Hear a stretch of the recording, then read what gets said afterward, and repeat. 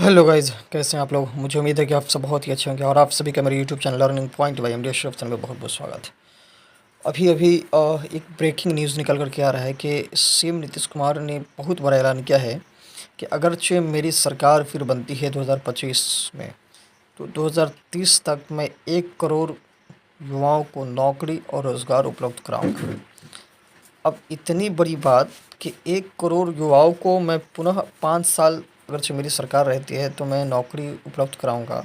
ये बात बहुत बड़ी बात इन्होंने कही है।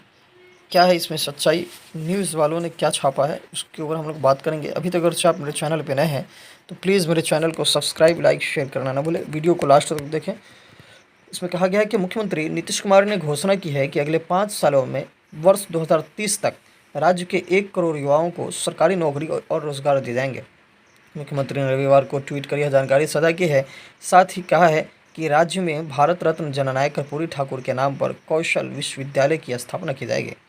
मुख्यमंत्री ने कहा है अगले 5 सालों में वर्ष 2020-25 के लक्ष्य को दोगुना करते हुए 1 करोड़ युवाओं को सरकारी नौकरी और रोजगार देने का लक्ष्य निर्धारित किया जा रहा है।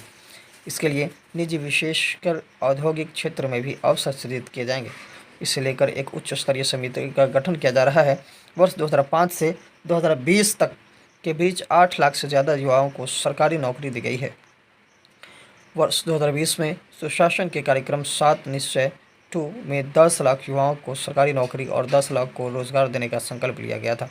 बाद में इसे बढ़ाकर अगस्त 2025 तक 12 लाख युवाओं को सरकारी नौकरी और 38 लाख रोजगार का लक्ष्य तय करते हुए कुल 50 लाख नौकरी व रोजगार देने का लक्ष्य रखा है। यह बताते हुए खुशी हो रही है कि अब तक 10 लाख युवाओं को सरकारी नौकरी और लगभग 39 लाख लोगों को रोजगार दिया जा चुका है और 50 लाख से अधिक युवाओं को सरकारी नौकरी व रोजगार देने के लक्ष्य को निश्चित रूप से प्राप्त कर लिया जाएगा।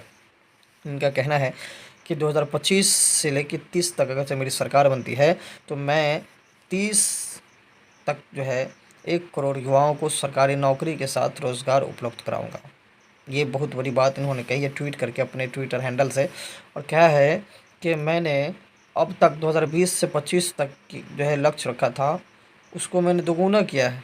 ठीक है, यानी 10 लाख मैंने नौकरी दे दी है और 39 लाख मैंने रोज़गार दे दिया है। ठीक है, ये बात इन्होंने कही है।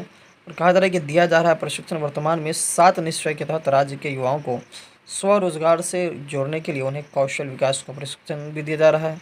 अगले 5 वर्षों में 7 निश्चय के तहत चल रहे कार्यक्रम को विस्तारित किया जाएगा।